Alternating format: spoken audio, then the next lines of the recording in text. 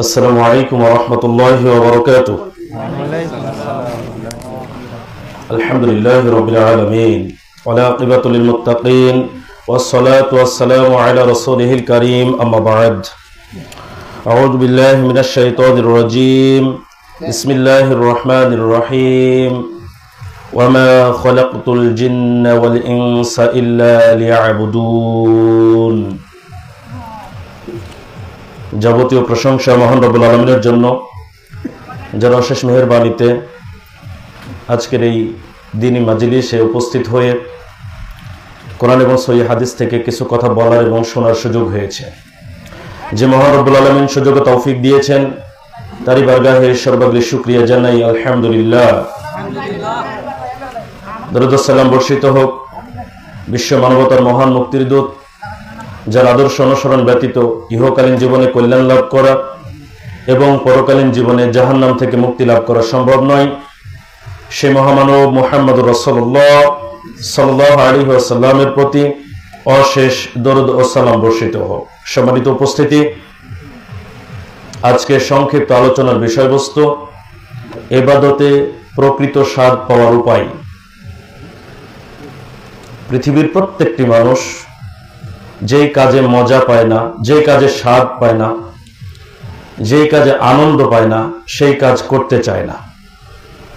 এমনকি আপনার স্ত্রী যদি রান্না বান্না করে, সেই রান্নায় যদি লবণ একটু কম হয়, তাহলে আপনি নাক ছিটকান।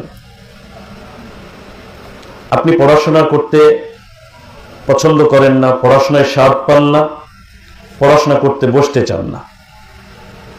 পৃথিবীর প্রত্যেকটি কাজ যেখানে মানুষ স্বাদ পায় না, আনন্দ পায় না, সেখানে সে কাজ মানুষ করতে চায় না। তাহলে আমরা ইবাদত কেন করি না? কারণ ইবাদতের মজা, স্বাদ আমরা বুঝি না। যারা বুঝে তারা ইবাদত করে। আবার যারা ইবাদত করছে, সবাই যে প্রকৃত অর্থে স্বাদ পাচ্ছে, বিষয়টা এমন নয়। আজকের আলোচনায় এই বিষয়টি বিস্তারিত তুলে ধরার জন্য চেষ্টা করব ইনশাআল্লাহ। কেন স্বাদ পাচ্ছি না এবং কি করলে প্রকৃত অর্থে ইবাদতের মজা বা স্বাদ আমরা পেতে পারি। আমরা দেখি আল্লাহ সুবহানাহু ওয়া তাআলা বলছেন সূরা আল মুমিনুন 115 নম্বর আয়াত।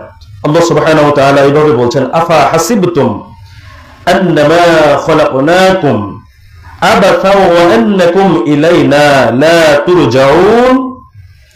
তোমরা কি ভেবেছো যে আমরা তোমাদেরকে বৃথা সৃষ্টি করেছি, এমনি এমনি সৃষ্টি করেছি, কোনো কারণ নেই, মহৎ কোনো উদ্দেশ্য নেই, এমনি এমনি সৃষ্টি করেছি? তোমরা কি এটা ভেবে নিয়েছো? এবং তোমরা আমাদের কাছে ফিরে আসবে না, তোমরা কি এটা ভেবে নিয়েছো? তোমাদেরকে আমরা এমনি এমনি সৃষ্টি করেছি এবং তোমরা আমাদের কাছে ফিরে আসবে না, এটা কি ভেবে নিয়েছো? অত আয়াত থেকে এটা বোঝা যায় যে মানুষ আল্লাহ সুবহানাহু ওয়া তাআলার দিকে ফিরে যাবে, মানুষকে ফিরে যেতে হবে এবং মানুষকে আল্লাহ সুবহানাহু ওয়া তাআলা এমনি এমনি সৃষ্টি করেননি। এর পেছনে অবশ্যই একটি গুরুত্বপূর্ণ মহৎ উদ্দেশ্য রয়েছে। সূরাতুল যারিয়াতের 56 নম্বর আয়াতে আল্লাহ সুবহানাহু ওয়া তাআলা তার সেই উদ্দেশ্যকে সুস্পষ্ট রূপে বর্ণনা করেছেন। তিনি বলেছেন, ওয়ামা খলাকতুল জিন্না ওয়াল ইনসা ইল্লা লিয়াবুদুন। আমি জিন ও মানুষকে সৃষ্টি করেছি কেবল এই জন্য যে তারা আমার ইবাদত করবে। তাহলে আল্লাহ সুবহানাহু ওয়া তাআলা মানুষকে কেন সৃষ্টি করেছেন? ইবাদত করার জন্য। আল্লাহ সুবহানাহু ওয়া তাআলা মানুষকে সৃষ্টি করলেন, মানুষকে যাবতীয় নিয়ামত দিলেন, তার দুনিয়াতে বসবাসের জায়গা করে দিলেন, সব কিছু দিলেন। বিনিময়ে তিনি কি চাইলেন? ইবাদত। মানুষ আল্লাহর ইবাদত করবে, এই উদ্দেশ্য নিয়ে মূলত আল্লাহ সুবহানাহু ওয়া তাআলা মানুষকে সৃষ্টি করেছেন। কথা হলো, কম বেশি আমরা প্রত্যেকে ইবাদত করি। যে লোক সালাত আদায় করে না, সেও কিন্তু কুরবানি দেয়, কিছু দান খয়রাত করে কিনা? জুমার দিনে নামাজটা পড়তে আসে, নইলে ঈদের মাঠে যায়, কিছু না কিছু আমল কম বেশি আমরা করি। কিন্তু প্রকৃত অর্থে আমলের ক্ষেত্রে ইবাদত করতে গিয়ে যে স্বাদ পাওয়ার কথা, সেই স্বাদ কি আমরা পাই? উদাহরণ দিলে বুঝতে পারবেন। একজন মানুষ পিতামাতাকে দেখাশোনা করে আল্লাহর সন্তুষ্টির জন্য, আল্লাহর ভয়ে। আর আরেকজন মানুষ পিতামাতাকে দেখাশোনা করে সামাজিকতা রক্ষার জন্য। বলেন, পিতামাতাকে দেখাশোনা করা এটা কি ইবাদত কিনা? এই ইবাদতের স্বাদ কে পাবে? যে সামাজিকতা রক্ষার জন্য পিতামাতাকে দেখলো সে, নাকি আল্লাহর সন্তুষ্টির জন্য যে দেখাশোনা করলো সে? অবশ্যই আল্লাহর সন্তুষ্টির জন্য যে দেখাশোনা করছে সেই ইবাদতের স্বাদ পাবে। ওইটাই কাজ। কুরবানি দিচ্ছি আমরা, কেউ দিচ্ছে সামাজিকতা রক্ষার জন্য, সুদ ঘুষের টাকা থেকে বড় কুরবানি দিচ্ছে। আর আরেকজন মানুষ হালাল কামাই থেকে মাত্র 10-12 হাজার টাকা খরচ করে একটা ছাগল কুরবানি দিচ্ছে আল্লাহর সন্তুষ্টির জন্য। বলেন, স্বাদ কে পাবে ইবাদতের? পার্থক্যটা এখানেই তৈরি হচ্ছে। একজন জামাই ভাগ্যক্রমে শ্বশুর বাড়ি এমন হয়েছে যে শ্বশুর নিজে বেনামাজি আর জামাই হলো নামাজি। এখন শ্বশুর জামাইয়ের বাড়িতে এসছে, জামাই নামাজে যাচ্ছে, শ্বশুর এখন চিন্তা করছে আমি না গেলে কেমন লাগবে। এখন জামাইয়ের সাথে শ্বশুর বেনামাজি হওয়ার পরেও নামাজে যাচ্ছে। বলেন, এই নামাজ পড়ে শ্বশুর কি নামাজের প্রকৃত স্বাদ পাবে? এটাই পার্থক্য, যে আমরা ইবাদত বন্দেগী করছি, কিন্তু ইবাদত বন্দেগীতে কেউ আমরা প্রকৃত অর্থে স্বাদ পাচ্ছি, কেউ বা স্বাদ পাচ্ছি না। দেখেন, যে যেই কাজে আনন্দ পায় না সে সেই কাজ করে না। আমরা অনেক স্টুডেন্টকে দেখেছি যারা পড়াশোনা করেছে এক বিষয়ে, চাকরি করে আরেক বিষয়ে। এরকম অনেক আছে। কেন? তার নিজের সাবজেক্ট থেকে পড়াশোনা করে যে চাকরি করার দরকার ছিল সেই চাকরি তার ভালো লাগেনি, তাই সে প্রফেশনটাকে পরিবর্তন করেছে। তো ক্ষেত্র বিশেষে ইবাদত তো ঠিক ওই রকম, যে আমরা যারা ইবাদত করছি তাদের মধ্যে কেউ প্রকৃত অর্থে স্বাদ পাচ্ছি, কেউ বা কোনো স্বাদই পাচ্ছি না। আর এই কারণে যারা স্বাদ পায় না তারা ইবাদতের ধারের কাছেও আসে না। কারণ ইবাদতটা কি এটা বুঝেনি এখনো। ইবাদতের যে মজা, ইবাদতের যে স্বাদ সেটা এখনো বুঝেনি। আমরা জেনে নেব ইবাদতের স্বাদ কিভাবে পাবো, কি কি গুণ অর্জন করলে ইবাদত করার মাধ্যমে আমরা মজা পেতে পারি, আনন্দ পেতে পারি। আমরা এই বিষয়গুলো পয়েন্ট আকারে জেনে নেব ইনশাআল্লাহ। এক, যার নিকটে আল্লাহ এবং তার রাসূল সাল্লাল্লাহু আলাইহি ওয়াসাল্লাম সবকিছু হতে অধিক প্রিয় হবে, সেই ব্যক্তি ইবাদত করতে গিয়ে ইবাদতের প্রকৃত স্বাদ পাবে। কে প্রিয় হতে হবে? আল্লাহ এবং তার রাসূল সাল্লাল্লাহু আলাইহি ওয়াসাল্লাম। আমার সাথে একটু করে কথা বলবেন, তাছাড়া আপনি তো ঘুমিয়ে যাবেন, রাত হয়েছে। আমাদের কাছে আল্লাহ এবং আল্লাহ রাসূল অধিক প্রিয় কিনা? যুবকরা এসে প্রশ্ন করে যে হুজুর, স্ত্রী যদি দাড়ি রাখতে না দেয় তাহলে কি দাড়ি কাটতে পারবো কিনা? তাহলে বলেন, কোথায় রাসূলুল্লাহ সাল্লাল্লাহু আলাইহি ওয়াসাল্লাম ডাইরেক্ট পুরুষদেরকে দাড়ি রাখার নির্দেশ দিচ্ছেন, আর কোথায় স্ত্রী পছন্দ করছে না সে দাড়ি কাটার ফতোয়া চাচ্ছে? তাহলে স্ত্রী প্রিয় হলো না রাসূল সাল্লাল্লাহু আলাইহি ওয়াসাল্লাম প্রিয় হলো? আমাদের কাছে কি আল্লাহ বেশি প্রিয়? আল্লাহকে কি অন্য সবকিছু হতে আমরা অধিক পছন্দ করি? মনে তো হয় না। যদি তাই হতো তাহলে তো আমরা আল্লাহকে বাদ দিয়ে যা করছি শিরকের অন্তর্ভুক্ত সেই কাজগুলোতে যেতাম না। সবকিছু হতে যার নিকট আল্লাহ এবং আল্লাহ রাসূল সাল্লাল্লাহু আলাইহি ওয়াসাল্লাম অধিক প্রিয় হবেন, সেই ব্যক্তি ইবাদত করতে গিয়ে ইবাদতের স্বাদ পাবে। আপনি সাহাবায়ে কিরামদের দিকে লক্ষ্য করেন, তারা যুদ্ধের ময়দানে ঝাঁপিয়ে পড়েছে, তারা শহীদ হওয়ার জন্য অন্তরে কামনা করেছেন, তারা একটা অপরাধ করে রাসূলুল্লাহ সাল্লাল্লাহু আলাইহি ওয়াসাল্লামের কাছে এসেছেন বিচার চাওয়ার জন্য। জেনা করার পরে কেউ জানে না, তাও বিচার চাইতে আসছে, আমাকে পবিত্র করে দেন। পবিত্র করা মানে কি? বিবাহিত জেনাকার জেনাকারিনী হত্যা জেনে বুঝে রাসূল সাল্লাল্লাহু আলাইহি ওয়াসাল্লামের কাছে বিচার চাইতে এসেছে। নিজে ও জানে যে আমাকে হত্যা করা হবে। কেন আসলো? সবকিছু হতে আল্লাহ এবং আল্লাহ রাসূল সাল্লাল্লাহু আলাইহি ওয়াসাল্লাম তাদের কাছে প্রিয় ছিল, সবকিছুর চাইতে তাদেরকে বেশি মূল্যায়ন করা হয়েছে। এই কারণে তাদের কার্যক্রম, তাদের চলাফেরা, তাদের ইবাদত বন্দেগী সবকিছুর স্বাদ ছিল অন্যরকম, কিন্তু আমাদের নেই। রাসূলুল্লাহ সাল্লাল্লাহু আলাইহি ওয়াসাল্লাম বলছেন, সহিহ বুখারী 16 নম্বর হাদিস, সালাতু মান কুননা ফীহি ওয়াজাদা হালাওয়াতাল ঈমান।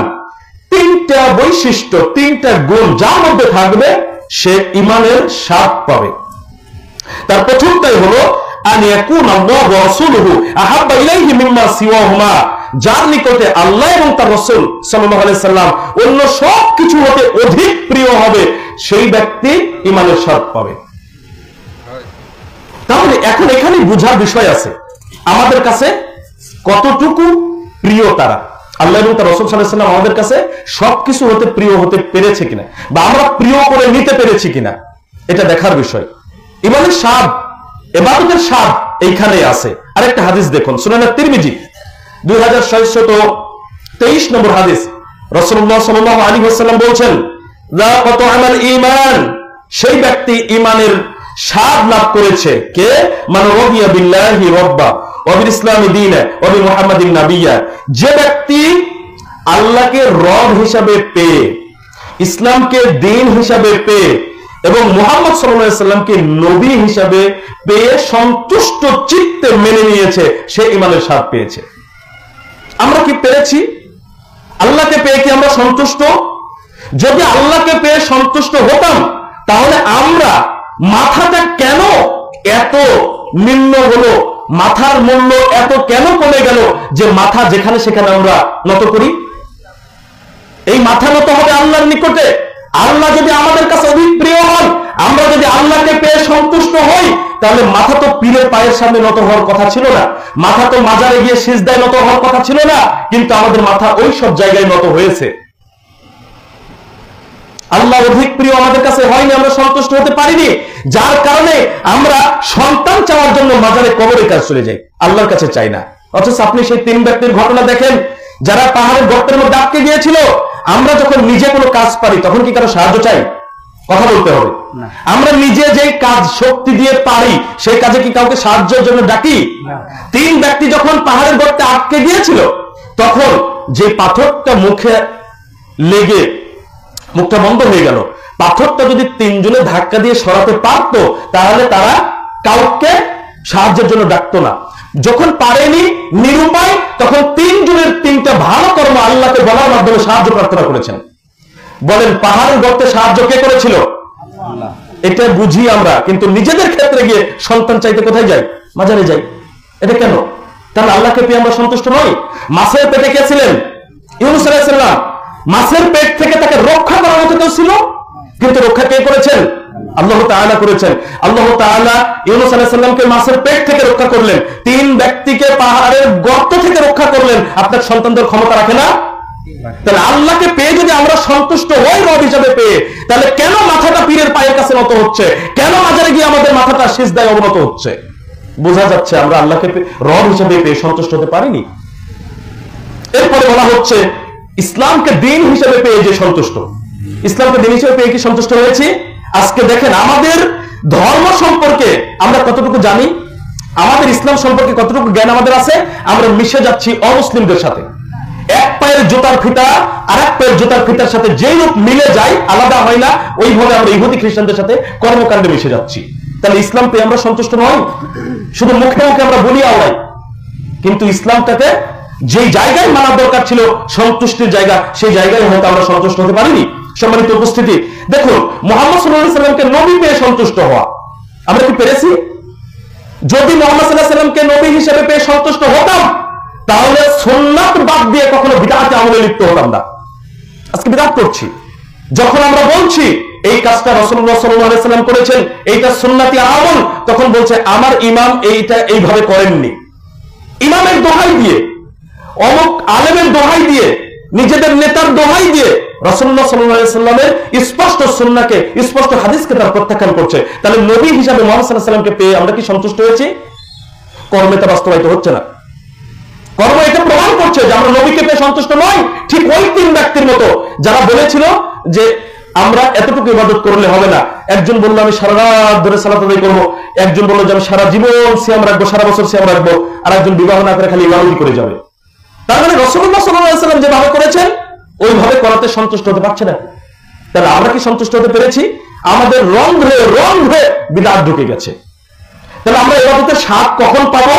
যখন আল্লাহকে রব হিসাবে পেয়ে সন্তুষ্ট চিত্তে মেনে নেব, যখন ইসলামকে দ্বীন হিসাবে সন্তুষ্ট চিত্তে মেনে নেব, যখন মুহাম্মদ সাল্লাল্লাহু আলাইহি সাল্লামকে নবী হিসাবে সন্তুষ্ট চিত্তে জীবনে মেনে নেব, তখনই আমরা ইবাদত করতে গিয়ে ইবাদতের স্বাদ পাবো। এর বাইরে কোনোভাবে ইবাদতের স্বাদ পাওয়া সম্ভব নয়। সম্মানিত উপস্থিতি, 2, ইখলাসের সাথে ইবাদত করা। মনে রাখতে হবে, যেই আমলে, যেই ইবাদতে ইখলাস নেই, এই ইখলাস শূন্য ইবাদতের কোনো মূল্য নেই। আল্লাহর সন্তুষ্টির উদ্দেশ্য নেই, অন্য কোন উদ্দেশ্যে আমল হয়েছে, ইখলাস নেই, একনিষ্ঠতা নেই, এমন ইবাদত গ্রহণযোগ্য নয়। স্বাদ যদি আমরা পেতে চাই ইবাদতের, তাহলে অবশ্যই অবশ্যই আমাদেরকে ইখলাসের সাথে আমল করতে হবে, ইখলাসের সাথে ইবাদত করতে হবে। সূরা বাইয়িনা 5 নম্বর আয়াতে আল্লাহ সুবহানাহু ওয়া তাআলা বলছেন, ওয়া মা উমিরু ইল্লা লিয়াবুদুল্লাহা মুখলিসিনা লাহুদ্দিন, আর তাদেরকে কেবল এই নির্দেশই দেওয়া হয়েছিল যে তারা যেন আল্লাহর ইবাদতে খাঁটি মন নিয়ে একনিষ্ঠভাবে তার আনুগত্যের মাধ্যমে ইবাদত করে, এই নির্দেশটাই দেওয়া হয়েছিল। তাহলে একনিষ্ঠভাবে ইখলাসের সাথে আল্লাহ সুবহানাহু ওয়া তাআলার জন্য মূলত আমাদেরকে ইবাদত করতে হবে যদি ইবাদতে স্বাদ পেতে চাই। ইবাদতে কতটা মনোযোগী হওয়া প্রয়োজন, ইবাদতে কতটা একনিষ্ঠ থাকা প্রয়োজন, ইবাদতে কতটা খাঁটি মন মানসিকতা নিয়ে ইবাদত করা প্রয়োজন। দেখুন সুনান আবু দাউদ 4695 নম্বর হাদিসে রাসূলুল্লাহ সাল্লাল্লাহু আলাইহি ওয়াসাল্লাম বলছেন, আনতা আবুদাল্লাহ কাআন্নাকা তারাহু, তুমি আল্লাহর ইবাদত করো এমন ভাবে যেন তুমি তাকে দেখছো, তার মানে তুমি আল্লাহকে দেখছো। ফা ইন লাম তাকুন তারাহু ফা ইন্নাহু ইয়ারাক, যদি দেখতে না পাও তাহলে তুমি বিশ্বাস করো যে তিনি তোমাকে দেখছেন। কতটা মনোযোগ থাকলে এটা সম্ভব? এতটা মনোযোগের সাথে, এতটা একনিষ্ঠ ভাবে, এতটা একনিষ্ঠ চিত্তে ইবাদত করতে হবে যে মনে করতে হবে যে আমি আল্লাহকে দেখছি। আল্লাহকে দেখে যদি ইবাদত করার মানসিকতা আমাদের আসে, ইবাদতে কতটা মনোযোগ আসতে পারে, কতটা তৃপ্তি আসতে পারে। আর যদি এটা মনে করতে না পারি যে আল্লাহকে আমি দেখছি, তাহলে কি মনে করব? আল্লাহ আমাকে দেখছেন, তাহলে আল্লাহর সামনে আছি, আল্লাহ আমাকে দেখছেন, আমার কর্ম দেখছেন, আমার ইবাদতে কি টালবাহানা করার সুযোগ আছে? এই জন্য একনিষ্ঠ ভাবে মূলত আমাদেরকে ইবাদত করতে হবে। আজকে ইখলাস না থাকার কারণে অনেক সমস্যা। আমরা কোরআন পড়ি, অন্তর পর্যন্ত পৌঁছায় না। আমরা কোরআন পড়ছি, আমাদের অন্তর পর্যন্ত কোরআন পৌঁছায় না। এই জন্য আযাবের আয়াত পড়ি, কোনো অনুভূতি নেই। জান্নাতের সুসংবাদের আয়াত পড়ছি, কোনো অনুভূতি আসে না। কোন কবরের শাস্তির বিষয়ে জানতে পারছি, কোনো অনুভূতি আসে না। কেন? ওই পর্যন্ত আমাদের পৌঁছাচ্ছে না, একনিষ্ঠতা না থাকার কারণে। আজকে অনেক সমস্যা আমাদের, অনেক। দাড়ি আছে, টুপি আছে, অন্যায় করে যাচ্ছি, করছি কিনা? সুদ ঘুষ খাচ্ছি, সেই টাকা দিয়ে হজ করছি। দেখেন প্রত্যেকটি জায়গায় যদি ইখলাসের জায়গাতে একনিষ্ঠতা থাকতো, তাহলে একটার সাথে যে আরেকটা সংশ্লিষ্ট, এটা আমরা বুঝতে পারতাম। কিন্তু যখনই আমাদের ইখলাসটা সরে গেছে, তখন আমরা এটা উপলব্ধি করতে পারছি না যে কোনটার সাথে কোনটা সম্পৃক্ত, কোনটার কারণে কোনটা নষ্ট হচ্ছে। সম্মানিত উপস্থিতি, এই পয়েন্টে এসে আমরা জানতে পারলাম ইবাদতে যদি আমরা ইখলাস রাখতে পারি, একনিষ্ঠভাবে যদি আমরা আল্লাহর সন্তুষ্টির জন্য ইবাদত করতে পারি, তাহলে মূলত আমরা প্রকৃত পক্ষে ইবাদতের স্বাদ পাবো, আনন্দ পাবো, এর বাইরে সম্ভব নয়। 3, রিয়া মুক্ত ইবাদত করতে হবে। রিয়া, রিয়া কি? লোক দেখানো, মানুষকে দেখানোর জন্য, মানুষকে শোনানোর জন্য, মানুষের কাছ থেকে প্রশংসা পাওয়ার উদ্দেশ্যে কোন ইবাদত করলে সেই ইবাদতে কখনো তৃপ্তি পাওয়া যাবে না, কোনোভাবেই নয়, অসম্ভব। আল্লাহর জন্য করলে আপনি যে তৃপ্তি পাবেন, সেই তৃপ্তি মানুষকে দেখানোর জন্য করলে কখনো পাবেন না। এখানে আরেকটা সমস্যা বলি।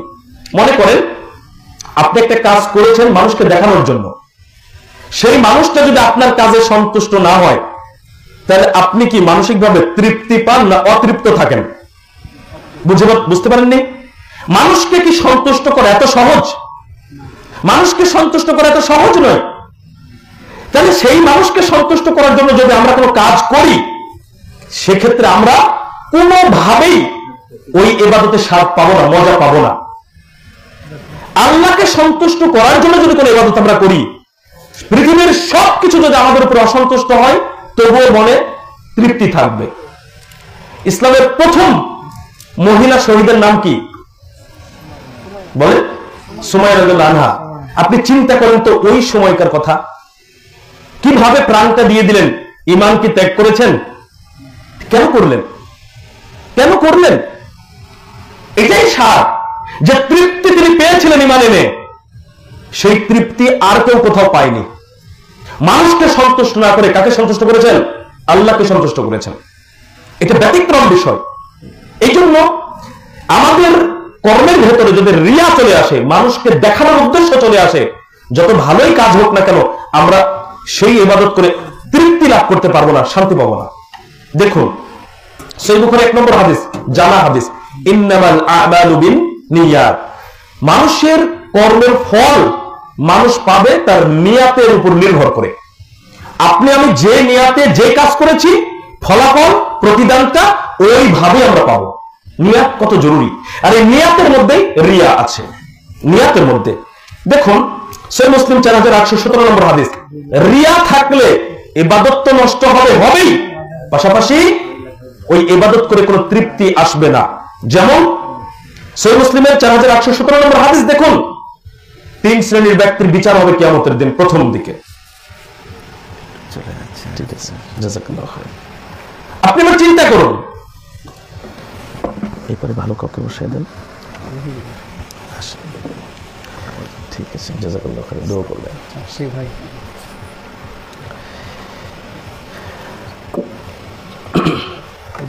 সহিহ মুসলিম 4817 নম্বর হাদিস, 3 শ্রেণীর ব্যক্তির প্রথমে বিচার হবে কিয়ামতের দিন। যাদের কর্ম ছিল ভালো, নিয়াতে ছিল গরমিল। কেমন? শহীদ, যুদ্ধের মাঠে প্রাণ দিয়ে দিল। আলেম, হাফেজ, কারি, দ্বীনের খেদমত করেছে, কোরআন তেলাওয়াত করেছে, দাওয়াতি কাজ করেছে, সবই করেছে। দানবীর ব্যক্তি দান করেছে, কিন্তু অবশেষে আল্লাহ সুবহানাহু ওয়া তাআলা তাদেরকে উপর করে টেনে হিসেবে জাহান্নামে নিক্ষেপ করার নির্দেশ দিবেন। বলেন এই 3 জনের কাজ কি ভালো কাজ না মন্দ কাজ ছিল? শহীদ হওয়া কি ভালো কাজ ছিল না? যুদ্ধের মাঠে প্রাণ দিয়ে দিয়েছে। দানবীর সব জায়গায় দান করেছে, হাফেজ কারি ভালো কাজ করেছে, কিন্তু জাহান্নামে যাবে। কেন? আমল করেছে, ইবাদত করেছে, কিন্তু ইবাদতের মধ্যে রিয়া ছিল। শহীদ মানুষকে দেখানোর জন্য যুদ্ধ করেছে, বীর বলে, লোকে শহীদ বলে। দানবীর দান করেছে, লোকে প্রশংসা করে, ভালো দানবীর বলে। হাফেজ, আলেম, কারি মানুষ যারা তাকে জ্ঞানী বলে, প্রশংসা করে। স্বাভাবিক, এই যে রিয়া ছিল তাদের মধ্যে, রিয়ার কারণে এত ভালো ভালো ইবাদত করেছে তারা, জান্নাতে যাওয়ার কথা, কিন্তু জান্নাতে যাওয়া সম্ভব হলো না। মুসলিম শরীফের হাদিস। তাহলে আমরা যে ইবাদত গুলো করছি, মূলত ইবাদতে রিয়া থাকা যাবে না। রিয়া এটা আমাদের ক্ষতি করবে। আল্লাহ সুবহানাহু ওয়া তাআলা সূরা আল-আনআম 162 নম্বর আয়াতে দেখেন কিভাবে আমাদেরকে বলছেন আর আমরা কি করছি। আল্লাহ তাআলা বলছেন, কুল, আপনি বলুন, ইন্না সলাতি ওয়া নুসুকি ওয়া মাহইয়ায়া ওয়া মামাতি লিল্লাহি রাব্বিল আলামিন। আপনি বলুন, নিশ্চয় আমার সালাত, আমার কুরবানি, আমার জীবন এবং আমার মরণ বিশ্ব জগতের রব আল্লাহর জন্য। প্রথমে কি আসলো? সালাত, তারপরে কুরবানি। আপনি যদি এই দুইটাকে আলাদা করে রাখেন, পরের দুইটা শব্দ আমার জীবন এবং মরণ, আমার জীবন আর মরণ যদি আল্লাহর জন্য হয়, জীবন মরণের মাঝখানের সমস্ত কর্ম কার জন্য হওয়া উচিত? আল্লাহর জন্য, একনিষ্ঠভাবে। তো সেইখানে যখন আল্লাহর উদ্দেশ্যে না করে রিয়া করছি, মানুষকে দেখানোর জন্য করছি, মানুষকে শোনানোর জন্য করছি, প্রশংসা পাওয়ার জন্য করছি, তখন সেই সৎ আমল করে ইবাদত করে কোনোভাবেই আমরা ইবাদতে প্রকৃতপক্ষে স্বাদ পাবো না। সালাত আদায় করছি একজন আল্লাহর সন্তুষ্টির জন্য, আর আরেকজন কাউকে দেখানোর জন্য। কখনোই দুটো এক সমান নয়, কখনোই না। একজন চাপে পড়ে ধর্ম মানে, আর একজন নিজ ইচ্ছায় ধর্ম মানে, দুজন এক সমান? একজন শিক্ষার্থীকে বাবা মা মেরে পিটে টেবিল চেয়ারে বসিয়ে দিয়েছে, এর পড়াশোনার ধরন, আর আরেকজনকে বলা লাগে না, নিজ ইচ্ছায় সময় মতো পড়তে বসে। দুই ছাত্রকে এক সমান? অবশ্যই না, দুইজনের পড়াশোনার ধরন আলাদা। যাকে মেরে পিটে বসিয়ে দেওয়া হয়েছে সে 1-1.5 ঘন্টা বসে থাকবে, কিন্তু ওর পড়াশোনা ভালো হবে না, এমনি এমনি বসে থাকবে। কিন্তু যে ইচ্ছা করে পড়তে বসেছে সে যতটুকু সময় বসে থাকবে খুব মনোযোগের সাথে পড়াশোনা করবে। পার্থক্য এটাই।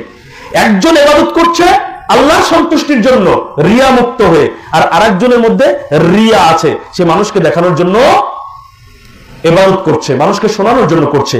এই কোনোভাবেই ইবাদতের স্বাদ তো পাবেই না। এই ইবাদত তাকে জাহান্নামে নিয়ে গিয়ে ছাড়বে। দলিল সূরা আল-মাউন 4 থেকে 6 নম্বর আয়াত আল্লাহ সুবহানাহু ওয়া তাআলা বলেছেন, ফাওয়াইলুল লিল মুসাল্লিন, দুর্ভোগ সেই সব মুসল্লিদের জন্য, ধ্বংস সেই সব মুসল্লিদের জন্য, আল্লাযীনা হুম আন সালাতিহিম সাহুন, যারা তাদের সালাতের ব্যাপারে অমনোযোগী, উদাসীন, আল্লাযীনা হুম ইউরাউন, যারা সালাত আদায় করে মানুষকে দেখানোর জন্য। এদের জন্য ধ্বংস। সালাত মানুষকে কোথায় নিয়ে যাওয়ার কথা? জান্নাতে। অথচ সালাত আদায় করলো উদাসীন ভাবে, অমনোযোগিতার সাথে সালাত আদায় করলো মানুষকে দেখানোর জন্য, এই ব্যক্তির সালাত ওকে জান্নাতে নিয়ে যাবে না, ওকে জাহান্নামে নিয়ে যাবে। তাহলে শুধু ইবাদত করলেই হবে না, ইবাদতে প্রকৃত অর্থে একনিষ্ঠভাবে আল্লাহর জন্য করতে হবে, রিয়া মুক্ত থাকতে হবে। আমার আমলে, আমার ইবাদতে কে সন্তুষ্ট হলো, কে অসন্তুষ্ট হলো, এটা চিন্তা করার কিছু নাই। আমি আল্লাহকে সন্তুষ্ট করার জন্য ইবাদত করছি, এটা খেয়াল রাখতে হবে। বলেন, নূহ আলাইহিস সালামের দাওয়াতে কয়জন লোক ইসলাম গ্রহণ করেছিলেন? সর্বোচ্চ কয়জনের কথা বলা হয়েছে? 80 জন। সেই সময় সারা পৃথিবীতে কি 80 জন মানুষ ছিল না আরো ছিল? এরা যদি সেই সময়ে ইমানদাররা যদি এই চিন্তা করতেন যে পৃথিবীর সমস্ত মানুষ কেউ মেনে নিল না, আমরা 80 জনের দিক থেকে কি করব, তাহলে কি হতো বলেন? তাহলে অন্যদের মতো তারাও ধ্বংস হয়ে যেত। কিন্তু তারা পৃথিবীর সমস্ত মানুষকে একদিকে ঠেলে দিয়ে রেখে মাত্র 80 জন মানুষ দাওয়াত গ্রহণ করেছিলেন। সন্তুষ্ট যদি আল্লাহ হয়ে যান, পৃথিবীর সবকিছু যদি আমাদের বিরোধিতা করে, আমাদের বিপক্ষে থাকে, আমাদের কি কোনো ক্ষতি আছে? আর পৃথিবীর সবকিছু আমাদের পক্ষে আছে, কিন্তু আল্লাহ সন্তুষ্ট, ওকে বাঁচানোর কেউ আছে? কেউ নেই। তাহলে এটা মনে রাখতে হবে যে আমরা ইবাদত করব আল্লাহর সন্তুষ্টির জন্য, অন্য কাউকে দেখানোর জন্য না, প্রশংসা পাওয়ার জন্য না, কেউ আমাকে ভালো বলবে এই জন্য না। তাহলে মূলত আমরা ইবাদত করে ইবাদতের তৃপ্তি পাবো, স্বাদ মজা পাবো ইনশাআল্লাহ। 4, ইবাদতে অহংকার না করে। আমরা মনে করি যে বছরে একবার কুরবানি দিচ্ছি, 5 ওয়াক্ত নামাজ আদায় করি, অনেক বেশি কিছু করে ফেলেছি। ইসলাম কি এতটুকুর মধ্যে সীমাবদ্ধ? না। ইসলাম কি এতটুকুর মধ্যে সীমাবদ্ধ? না। তাহলে আমরা কেন এটাকে বেশি আমল মনে করছি? আচ্ছা, আমাদের কি পাপ আছে কি নাই? আমাদের পাপ আছে, আমরা কি বিশ্বাস করি? গত পরশুদিন একটা বক্তব্য শুনলাম, এক জাহেল মাইক্রোফোনের সামনে বলছে, আমি আল্লাহর কাছে কখনো ক্ষমা চাই না, কারণ আমি কোনোদিন পাপ করিনি। চিন্তা করতে পারেন কত বড় জাহেল। অথচ রাসূলুল্লাহ সাল্লাল্লাহু আলাইহি ওয়াসাল্লাম বলছেন প্রত্যেক আদম সন্তানই পাপী, আর ও বলছে আমার জানাতে আমি কোনো পাপ করিনি, তাই আল্লাহর কাছে জীবনে কখনো ক্ষমা চাই না। গত পরশুদিনে ভিডিওটা দেখেছি, এখনো ফেসবুকে আছে। কত বড় ধৃষ্টতা, কত বড় অহংকার আল্লাহর সামনে সে প্রকাশ করেছে। যারা একটু ধর্ম বুঝে তারাই এটা উপলব্ধি করতে পারবে। মুহাম্মদ সাল্লাল্লাহু আলাইহি ওয়াসাল্লামের সামনে পিছনে কি কোনো পাপ আছে? কি আপনাদের বিশ্বাস কি? এটা কিন্তু আকীদাগত বিশ্বাস, আকীদাগত বিষয়। মুহাম্মদ সাল্লাল্লাহু আলাইহি ওয়াসাল্লামের সামনে এবং পিছনের পাপগুলো আল্লাহ ক্ষমা করে দিয়েছেন। তো মুহাম্মদ সাল্লাল্লাহু আলাইহি ওয়াসাল্লামের কি এত ইবাদতের দরকার ছিল? সব তো ক্ষমা করা হয়েছে। তো তারপরেও তিনি দৈনিক কতবার ক্ষমা চান? এরপরে আপনি চিন্তা করেন তার ইবাদত বন্দেগীর ধরন কি। আর আমরা বলছি কি পাপ নাই, আল্লাহর কাছে ক্ষমা চাই না জীবনে। কি আশ্চর্য ব্যাপার। রাসূলুল্লাহ সাল্লাল্লাহু আলাইহি ওয়াসাল্লামের সামনে পিছনে পাপ আল্লাহ ক্ষমা করেছেন। এরপরে রাসূলুল্লাহ সাল্লাল্লাহু আলাইহি ওয়াসাল্লাম রাতে দীর্ঘ লম্বা করে সালাত আদায় করতেন, পা ফুলে যেত। আয়েশা রাদিয়াল্লাহু আনহা একদিন প্রশ্ন করে বসলেন, আপনার সামনে পিছনে পাপ আল্লাহ ক্ষমা করেছেন, আপনি কেন এত কষ্ট করেন? রাসূলুল্লাহ সাল্লাল্লাহু আলাইহি ওয়াসাল্লাম বললেন, আফালা উহিব্বু আন আকুনা আবদান শাকুরা, আমি কি পছন্দ করব না আল্লাহর কৃতজ্ঞ বান্দাদের অন্তর্ভুক্ত হতে? যারা আল্লাহর কৃতজ্ঞ বান্দা, আমি কি এটা পছন্দ করব না যে আমি ওই সব কৃতজ্ঞ বান্দার একজন হব? তাহলে যার সামনে পিছনে পাপ মাফ করেছেন আল্লাহ, তিনি এই চিন্তা করেছেন। সহিহ বুখারীতে 4837 নম্বর হাদিস এটা। আর আমরা কি চিন্তা করছি? আমরা কেউ বলতে পারি না যে আমাদের পাপ নেই, সবাই আমরা পাপী, এটাই আমরা বলি। যেই পরিমাণ নিয়ামত ভোগ করছি সেই পরিমাণকে আল্লাহর শুকরিয়া আদায় করেছি? পারিনি, সবাই স্বীকার করছি। কিন্তু ইবাদতের ক্ষেত্রে আমরা নিজেকে অনেক দূরে সরিয়ে রেখেছি। কোন অহংকারে, কোন অহংকারে? সামনে পিছনে এত পাপ আমাদের, আর যার পাপ নেই তিনি এত ইবাদত করছেন, আমরা করছি না কেন? ইবাদতে অহংকার করা উচিত নয়। মানুষ সব সময় আল্লাহ সুবহানাহু ওয়া তাআলার হুকুম আহকাম মেনে চলার মধ্যেই নিয়োজিত থাকবে, এটাই মানুষের কাজ। আচ্ছা বলেন, ফেরেশতারা আল্লাহর বেশি হুকুম মানে নাকি মানুষ আল্লাহর বেশি হুকুম মানে? কেন? ফেরেশতাদেরকে যেখানে যেই নির্দেশ দেওয়া হয় ফেরেশতারা সেই নির্দেশ সেইভাবেই পালন করেন, কোন জায়গায় গোলমিল হয় না। তো সেই ফেরেশতারা যদি এই চিন্তা করতেন, আল্লাহর এত এত হুকুম আহকাম পালন করলাম, আজকে এইটা করব না, কি মেনে নেওয়ার মতো বিষয়? এটা কি মেনে নেওয়ার মতো বিষয়? সেই ফেরেশতারা কি কখনো এইরকম বলেছেন, এত এত আল্লাহর হুকুম মানলাম, আজকের দিনটা একটু বাদ থাক? তারা তো অহংকার করে বাদ দেননি, তারা তো আমাদের হুকুম হাকাম অনর্গল মেনেই যাচ্ছেন। আমরা মানুষ, আমাদের এত অহংকার কেন? আল্লাহ সুবহানাহু ওয়া তাআলা দেখেন সূরা আল আরাফের 206 নম্বর আয়াতে বলেছেন, ইন্নাল্লাযীনা ইনদা রাব্বিকা, নিশ্চয় যারা আপনার রবের সান্নিধ্যে রয়েছে, লা ইস্তাকবিরুনা আন ইবাদাতিহি, তারা তার ইবাদতে অহংকার করে না। অর্থাৎ আল্লাহর সান্নিধ্যে কারা আছেন? ফেরেশতারা আছেন। তারা রবের ইবাদত করেন, দাসত্ব করেন, কিন্তু তারা ইবাদত করতে গিয়ে কি করে না? অহংকার করে না। অনেক বেশি হয়ে গেছে, আর করতে পারবো না, এরকম নয়। তারা অনর্গল ইবাদত করছেন, ওয়ায়ুসাব্বিহুনাহু ওয়া লাহু ইয়াসজুদুন, তারা তার তাসবিহ পাঠ করছে আর তার জন্য সিজদা করছে। ফেরেশতারা করছে। তাহলে ফেরেশতারা যদি নিষ্পাপ হওয়ার পরেও আল্লাহ সুবহানাহু ওয়া তাআলার প্রতিটি হুকুম আহকাম সর্বদাই মেনে চলেন, রাসূলুল্লাহ সাল্লাল্লাহু আলাইহি ওয়াসাল্লামের পাপ না থাকার পরেও তিনি যদি এইভাবে ইবাদত করেন, আমরা কি এমন মহা কিছু হয়ে গেলাম যে আল্লাহর ইবাদতের ব্যাপারে অহংকার করছি? আমরা ইবাদত থেকে দূরে, অথচ আমরা নিজেদেরকে কিন্তু পাপ মুক্ত বলতে সাহস পাচ্ছি না, তাই না? সম্মানিত উপস্থিতি, যদি আমরা অহংকার করি তাহলে এই অহংকার আমাদেরকে ইবাদত থেকে দূরে সরিয়ে দিবে, ইবাদতের স্বাদ তৃপ্তি আমরা পাবো না। আর অহংকার মুক্ত থেকে যদি আমরা ইবাদতে লিপ্ত হই তাহলে আমরা ইবাদতের স্বাদ পাবো। উল্লেখ্য যে ইবাদতে অহংকার করা শয়তানের বৈশিষ্ট্য, আর ইবাদতে নিরহংকারী হয়ে ইবাদতে লিপ্ত থাকা ফেরেশতাদের বৈশিষ্ট্য। আমরা কি ফেরেশতাদের বৈশিষ্ট্য অর্জন করতে চাই নাকি ইবলিসের বৈশিষ্ট্য অর্জন করতে চাই? তাহলে আমাদেরকে ইবাদত করতে হবে, ইবাদত করতে হবে। স্বাদ পেতে হলে ইবাদতে মশগুল হতে হবে। সম্মানিত উপস্থিতি, 5, নেকির কাজে অগ্রগামী হওয়া। আমরা কোন কাজটা বেশি করি? আজকে যদি এইখানে আপনি একটা গান বাজনার আয়োজন করতেন, এই যতগুলো মানুষ আপনি দেখছেন এতগুলো হতো নাকি এর চেয়ে বেশি হতো? অনেক বেশি হতো, তাই না? তাহলে মানুষ কোন কাজে বেশি আগ্রহী? পাপের কাজে। নেকির কাজে মানুষ এত আগ্রহী নয়। যে মানুষ ইবাদতের মাধ্যমে তৃপ্তি পেতে চায় সেই মানুষকে অবশ্যই নেকির কাজে অগ্রগামী হতে হবে। যেখানে সৎ কাজ করার সুযোগ পাবে সেখানেই সৎ কাজ করবে। এটা হলো তার জন্য সবচেয়ে গুরুত্বপূর্ণ বিষয়। সে প্রতিযোগিতা করছে একজন আরেকজনের সাথে, কে কার চেয়ে বেশি ইবাদত করতে পারে, ভালো আমল করতে পারে। আল্লাহ সুবহানাহু ওয়া তাআলা সূরাতুল বাকারা 148 নম্বর আয়াতে বলেছেন, ফাস্তাবিকুল খায়রাত, অতএব তোমরা পরস্পর সৎকর্মে প্রতিযোগিতা করো। তাহলে প্রতিযোগিতা কি বিষয়ে হবে? আমরা কোন বিষয়ে করছি? আমাদের প্রতিযোগিতা আজকে হয়ে গেছে কে কত টাকা বেশি ইনকাম করতে পারে, কে কার চেয়ে বড় চাকরি পাবে, কে কার সাথে হিংসা করে কে কার চেয়ে উপরে উঠতে পারে। এই সব বিষয় আজকে আমাদেরকে অতপ্রতভাবে লিপ্ত করে ফেলেছে এবং আমরা জড়িত হয়ে গেছি এই সব বিষয়ের সাথে। অথচ আমাদের উচিত ছিল যে আমরা সৎকর্মে প্রতিযোগিতা করবো কে কার চেয়ে ভালো করতে পারে। আপনি 100 টাকা দান করেছেন, আর একজনের চিন্তা করতে হবে 100 বেশি দান করব, এটা হলো প্রতিযোগিতা।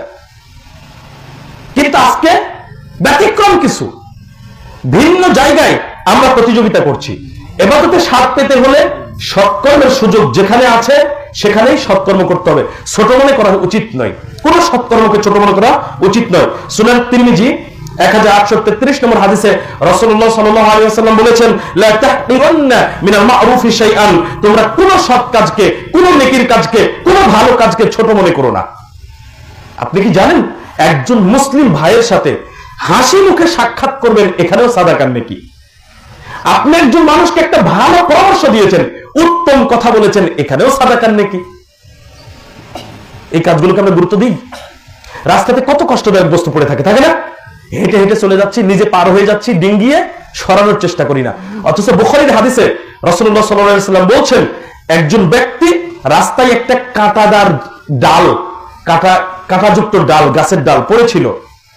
এই কাঁটাযুক্ত ডালে কোন মানুষ পশু প্রাণী কষ্ট পেতে পারে, এইটা মনে করে সেই ব্যক্তি শুধু রাস্তা থেকে ওই কাঁটাযুক্ত ডালটা সরিয়ে ফেলেছে। রাসূলুল্লাহ সাল্লাল্লাহু আলাইহি ওয়াসাল্লাম বলছেন, আল্লাহ তার পাপগুলোকে ক্ষমা করে দিয়েছেন। আমাদের কাছে কোনো গুরুত্ব নেই, তাই না? অথচ দেখেন ছোট একটা কাজ আল্লাহর পছন্দ হয়েছে, কিন্তু আমরা তো করছি না। আমরা বরং কারো সাথে একটু ঝগড়া, বাড়ির পাশে বেলের কাঁটা, খেজুরের কাঁটা দিয়ে দেবো যাতে যেতেই না পারে। এই তো অবস্থা। সম্মানিত উপস্থিতি, মনে রাখতে হবে বিষয়গুলো খুবই গুরুত্বপূর্ণ, যে আমরা বড় নেকির কাজগুলো তো করছি না, ছোটগুলোকে অবহেলা করছি।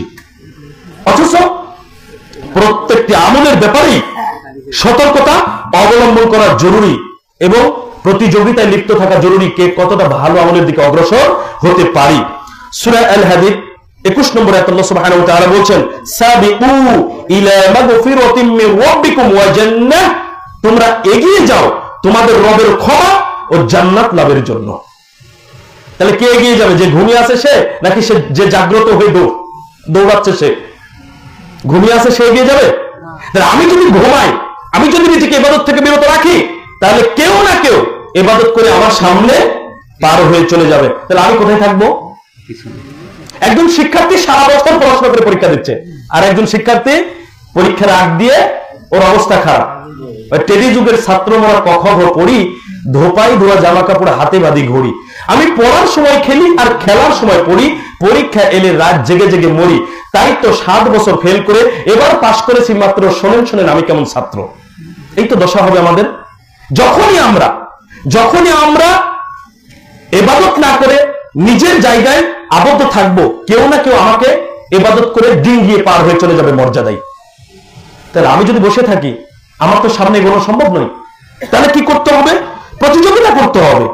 সূরা আলে ইমরানের 133 নম্বর আয়াতে আল্লাহ সুবহানাহু ওয়া তাআলা বলছেন, ওয়াসারিউ ইলা মাগফিরাতিম মির রাব্বিকুম ওয়া জান্নাহ, তোমরা দ্রুত অগ্রসর হও, দ্রুত গতিতে অগ্রসর হও তোমাদের রবের ক্ষমা ও জান্নাত লাভের দিকে। আল্লাহ সুবহানাহু ওয়া তাআলা বলছেন দ্রুত অগ্রসর হতে। আমরা ওই দিকে অগ্রসর হব। আমরা প্রতিযোগিতা করব সব কর্মের, আমরা প্রতিযোগিতা করব ভালো কাজের, কে কার চেয়ে কতটুকু ভালো করতে পারি। দেখুন আমরা অনেক ক্ষেত্রে পিছিয়ে আছি, অনেক ক্ষেত্রে। সহিহ বুখারী 615 নম্বর হাদিস, আপনাদের জানা হাদিস। রাসূলুল্লাহ সাল্লাল্লাহু আলাইহি সাল্লাম বলছেন, মানুষ যদি জানতো সামনের কাতারে বসলে আর আজানে, সামনের কাতারে সালাত আদায় এবং আজানে কত নেকি রয়েছে, এটা যদি মানুষ জানতো, তাহলে লটারি করা ছাড়া কোনো উপায় থাকতো না। এটা কিভাবে হতো? সামনের কাতারে মনে করেন আপনাদের মসজিদে 30 জন মানুষ ধরে, নেকিটা যদি জানা থাকে তাহলে সবাই সামনের কাতারে বসার চেষ্টা করত। মানুষ আছে মসজিদে 500, সামনের কাতারে ধরবে কয়জন? 30 জন। এখন লটারি না করে উপায় আছে? আজান কয়জন দেবে? একজন। আজানের সওয়াবটা যদি মানুষ জানতো তাহলে কি করত? সবাই আজান দিতে চাইতো। তাহলে একজনের আজান কয়জনে দেবে? তাহলে এই কে আজান দিবে নির্ধারণ করার জন্য লটারি ছাড়া কোনো উপায় থাকতো না। আজকে আমরা সওয়াব জানি না, মর্যাদার খবর রাখি না, যার কারণে আমাদের মধ্যে কোনো প্রতিযোগিতা নেই। আমরা আসি মসজিদে জুমার দিনে, দেখবেন ওই পিছনের কাতারে বসে আছে, ওই দূরে বসে আছে, সামনের কাতার ফাঁকা পড়ে আছে। কেন? ও মর্যাদাই বুঝেনি সামনের কাতারে বসার, তাই সামনের কাতার ফাঁকা রেখে পিছন দিক বসে আছে। তাহলে বুঝতে হবে ইবাদতের ক্ষেত্রে যে আমরা যদি ইবাদতে প্রতিযোগিতা করতে পারি, কে কার চেয়ে বেশি ভালো কাজ করে এগিয়ে যেতে পারে, তাহলে মূলত ইবাদতের আমরা মজা পাবো, স্বাদ পাবো। ঘুমিয়ে ঘুমিয়ে কি জান্নাত পাওয়া যাবে? ঘুমিয়ে ঘুমিয়ে কি জাহান্নাম থেকে বাঁচা যাবে? সম্ভব নয়। রাসূলুল্লাহ সাল্লাল্লাহু আলাইহি ওয়াসাল্লাম বলছেন, সুনান তিরমিজি 2601 নম্বর হাদিস, তিনি এইভাবে বলছেন, মা রাআইতু মিসলান নারি নাম হারিবুহা, আমি জাহান্নামের তুলনীয় কিছু দেখিনি যা থেকে পলাতক ব্যক্তি, আত্মরক্ষাকারী ব্যক্তি ঘুমাতে পারে। ওয়ালা মিসলাল জান্নাতি নামা তালিবুহা, আর জান্নাতের তুলনীয় কিছু দেখিনি যার সন্ধানকারী ব্যক্তি ঘুমাতে পারে। ঘুমিয়ে ঘুমিয়ে চেষ্টা না করে যেমন জান্নাতে যাওয়া যাবে না, ঘুমিয়ে ঘুমিয়ে চেষ্টা না করে ঠিক তেমনি ভাবে জাহান্নাম থেকে বাঁচাও যাবে না। আমি চাচ্ছি আগুন থেকে বাঁচবো আর আমি ঘুমিয়ে আছি, সম্ভব? আমি চাচ্ছি জান্নাতে যাব, আমি অগ্রসর হলাম না, সামনের দিকে গেলাম না, আমি ঘুমিয়ে আছি, জান্নাতে কিভাবে যাব? ঘুমিয়ে ঘুমিয়ে জান্নাতে যাওয়া যায় না, ঘুমিয়ে ঘুমিয়ে জাহান্নাম থেকে বাঁচা যাবে না। আর আমরা যে কাজগুলো করছি, আমল কমে গেলে আমরা মর্যাদায় সামনে এগোতে পারবো না। সহিহ মুসলিম 6608 নম্বর হাদিস, রাসূলুল্লাহ সাল্লাল্লাহু আলাইহি ওয়াসাল্লাম বলছেন, আমল যদি কোনো ব্যক্তিকে পিছিয়ে দেয়, তার বংশ মর্যাদা তাকে এগিয়ে দিতে পারে না। একজন মানুষ অনেক ধনী, টাকা পয়সাওয়ালা, বংশ মর্যাদা আছে, কিন্তু সেই মানুষটা ইমানদার নয়, নামাজ কালাম পড়ে না, ইবাদত বন্দেগী করে না। আরেকজন ব্যক্তি ফকির, মানুষের কাছে ভিক্ষা করে চেয়ে নিয়ে খায়, কিন্তু সালাত আদায় করে, সিয়াম পালন করে, সৎ ব্যবহার করে, মর্যাদায় কে এগিয়ে যাবে? যে আমলকারী সে, ফকির হলেও এগিয়ে যাবে, আল্লাহর কাছে তার মর্যাদা বাড়ি যাবে। কিন্তু ধনী, বংশমর্যাদা আছে, শ্রেষ্ঠত্ব আছে দুনিয়াবি, সম্ভব নয় সে মর্যাদায় আল্লাহর নিকটে এগিয়ে যাবে। তাহলে আমল যদি আমাদেরকে পিছিয়ে দেয়, আমরা মর্যাদায় এগিয়ে যেতে পারছি না। প্রকৃতপক্ষে আমরা যদি ইবাদতে স্বাদ পেতে চাই, আমাদের করণীয় হচ্ছে প্রতিযোগিতার মাধ্যমে সৎ আমলে অগ্রসর হওয়া। কে কার চেয়ে ভালো আমল করতে পারে, কে কার চেয়ে বেশি আমল করতে পারে, এই প্রতিযোগিতা যেদিন আমাদের মধ্যে আসবে সেই দিন আমরা ইবাদতের স্বাদ পাবো ইনশাআল্লাহ। কুরআন মাজিদ বুঝে বুঝে পড়া। আজকে ইবাদতে স্বাদ না পাওয়ার অন্যতম একটি কারণ, আমরা কোরআন পড়ি কিন্তু বুঝি না। আমাদের সমাজে একটা গল্প চালু আছে। এক ব্যক্তি হজে গিয়েছে, হজ করে এসেছে, একজন লোক জিজ্ঞেস করেছে সেখানে কি বুঝলে তুমি? বলছে ওখানে আজান, একামত আর সূরা ফাতিহা ছাড়া বাংলা নাই। বুঝলেন এখনো? আজান, একামত আর সূরা ফাতিহা ওর জানা, তাই মনে হচ্ছে এই তিনটা বাংলা, বাকি যা আছে সব অন্য কিছু। এই যে আমাদের অবস্থা, আমরা আসলে কোরআন বুঝি না। না বুঝার কারণে আমাদের ভাবনা চিন্তাটা অন্যরকম। ইবাদত করতে গিয়ে ইবাদতে আমরা কোনো স্বাদ পাই না, কোনো তৃপ্তি পাই না। অথচ আল্লাহ সুবহানাহু ওয়া তাআলা এই কোরআন দিয়েছিলেন মানুষকে বোঝার জন্য, উপলব্ধি করার জন্য। আল্লাহ সুবহানাহু ওয়া তাআলা সূরা মুহাম্মাদের 24 নম্বর আয়াতে বলেছেন, আফালা ইয়াতাদাব্বারুনাল কুরআনা আম আলা কুলুবিন আকফালুহা, তারা কি গভীরভাবে এই কোরআন নিয়ে চিন্তা ভাবনা করে না, গবেষণা করে না, নাকি তাদের অন্তর তালাবদ্ধ? আমাদের অন্তর কি তালাবদ্ধ? আমরা দুনিয়ার সবকিছু ভাবি, কোরআন নিয়ে ভাবি না। এখনই যদি আপনার হাতে 1000 টাকার একটা নোট দিই, আপনি 10 সেকেন্ডের মধ্যে উলট পালট করে দেখছেন টাকাটা জাল না সঠিক। কি ভাবি না আমরা দুনিয়ায়। এখনই পানের বড় একটা সমস্যা, আপনি চলে যাচ্ছেন একটা কীটনাশকের ওষুধ কিনতে, সেই ওষুধ কোনটার চাইতে ভালো সেটাও প্রতিযোগিতা চলছে। কি করছি না আমরা? তাহলে সবকিছু নিয়ে ভাবি, সবকিছু নিয়ে গবেষণা করি, কিন্তু গবেষণা করি না শুধু কোরআন নিয়ে। আমরা কোরআন নিয়ে ভাবি না, আমরা কোরআন নিয়ে গবেষণা করি না। অথচ যদি কোরআন নিয়ে ভাবতাম, কোরআন নিয়ে গবেষণা করতাম, কোরআন বুঝতাম, তাহলে আমরা ইবাদতের মধ্যে গিয়ে কোরআনের স্বাদ পেতাম, আমরা স্বাদ পেতাম। কিন্তু আমরা স্বাদ পাচ্ছি না। মুহাম্মদ সাল্লাল্লাহু আলাইহি সাল্লাম যখন আযাবের আয়াত পাঠ করতেন, তখন তিনি আল্লাহর নিকটে শাস্তি থেকে, আযাব থেকে আশ্রয় প্রার্থনা করতেন। যখন তিনি রহমতের আয়াত পাঠ করতেন, তখন তিনি আল্লাহর নিকট রহমত কামনা করতেন। সুনান তিরমিজি 262 নম্বর হাদিস। আমরা আজকে আযাবের আয়াত পড়ি, আমরা আজকে রহমতের আয়াত পড়ি, কিন্তু আমাদের কি সেই অনুভূতি আসে? আজও দেখেন কাবার ইমামগণ, মসজিদে নববীর ইমামগণ, ভালো ভালো আরব বিশ্বের ইমামগণ সালাতে কিরাত পড়ছেন, কান্নাকাটি করেন, দোয়ায়ে কুনুতে তারা কান্নাকাটি করেন। আর আমাদের মসজিদে হাফেজ সাহেব যখন তারাবি পড়ায়, আমরা পিছন থেকে বলি তাড়াতাড়ি আজকে একটু শেষ করবেন। কেন? ওরা স্বাদ পায়, মজা পায়, আমরা পাই না। দাম্মামের সবচেয়ে বড় মসজিদে আমি একবার কেমন লাইল আদায় করেছিলাম, সেখানে দোয়ায়ে কুনুত হলো 45 মিনিট ধরে, শুধু কান্নার আওয়াজ। অথচ ওই কোরআন, ওই দোয়ায়ে কুনুতের দোয়া আমার দেশেও আমরা করি, ওই কান্নার আওয়াজ আমাদের আসে না। কেন? তারা কোরআন বুঝেছেন, তারা যে দোয়া করছেন সেই দোয়া তারা বুঝেন, দোয়ার মধ্যে কি বলছেন। আমরা কি বলি এটা আমরা বুঝতে পারি না। আমরা যদি বুঝতাম যে দোয়ার মধ্যে কি বলছি, আমরা যদি বুঝতাম যে এই আয়াতের মধ্যে কি পড়লাম, তাহলে আমাদের ওই অনুভূতিটা আসতো। কিন্তু না বোঝার কারণে আমাদের আসে না। এই জন্য কোরআন বুঝতে হবে। যদি কোরআন বুঝি, তাহলে আমরা ইবাদতের মধ্যে যেটা তৃপ্তি আছে, স্বাদ আছে, সেটা আমরা বুঝতে পারবো। আচ্ছা, আপনাদের প্রশ্ন করছি, এমন কেউ নাই এখানে যে ইমাম সাহেব কোরআনের কোন একটা সূরা, একটা আয়াত পড়ছেন, কিন্তু সেই আয়াতের অর্থটা আপনাদের মুখস্থ আছে? যেমন সূরাতুল ইখলাস, এই আয়াত, এই সূরার অনুবাদ অনেকের মুখস্থ নাই। যখন কোন ইমাম ওই সূরা পাঠ করে, তখন কি মনে মনে আপনার অর্থটা চলে আসে না? তখন কেমন লাগে? স্বাভাবিক ব্যাপার। আমি যদি এখন এখানে আরবিতে একটা দোয়া করি, আপনি যদি অর্থ না বুঝেন, ওই অর্থটাই যদি বাংলায় করে দোয়া করি, আপনার অনুভূতিটা ভালো আসবে না? দেখেন পার্থক্য, দেখেন। তাহলে বুঝার একটা গুরুত্ব আছে। তাহলে আমরা যেই ইবাদত করছি, সেই ইবাদতের ক্ষেত্রে যদি স্বাদ পেতে চাই, প্রকৃত অর্থে যদি তৃপ্তি পেতে চাই, তাহলে আমাদেরকে যেটা করতে হবে সেটা হলো কোরআন বুঝতে হবে। যে আয়াতগুলো, যেমন সূরাতুল ফাতিহা আমরা পাঠ করছি, সানা পাঠ করছি, তাশাহুদ পাঠ করছি, দরুদ পাঠ করছি, মাসুরা পাঠ করছি, রুকুর দোয়া, সিজদার দোয়া, রুকু থেকে উঠে দোয়া, তারপরে দুই সিজদার মাঝখানের দোয়া, দোয়াগুলোর অর্থ যদি আমাদের জানা থাকতো, তাহলে সালাতের মধ্যে আমাদের মনোযোগটা অনেক বেশি আসতো। মুখস্থ নাই। দেখবেন ইমাম সালাম ফেরাতে একটু লেট করছে, কিছু কিছু মুসল্লি আছে গলায় শব্দ করে। কেন শব্দ করছে? ও তো জানেই না যে দোয়ায়ে মাসুরার পরে অনেক দোয়া পড়া যায়। ইমাম হয়তো বসে বসে দোয়া করছে আর ওর শেষ হয়ে গেছে, ও গলা দিয়ে শব্দ করে যাচ্ছে। কেন? ও তো বুঝেনি।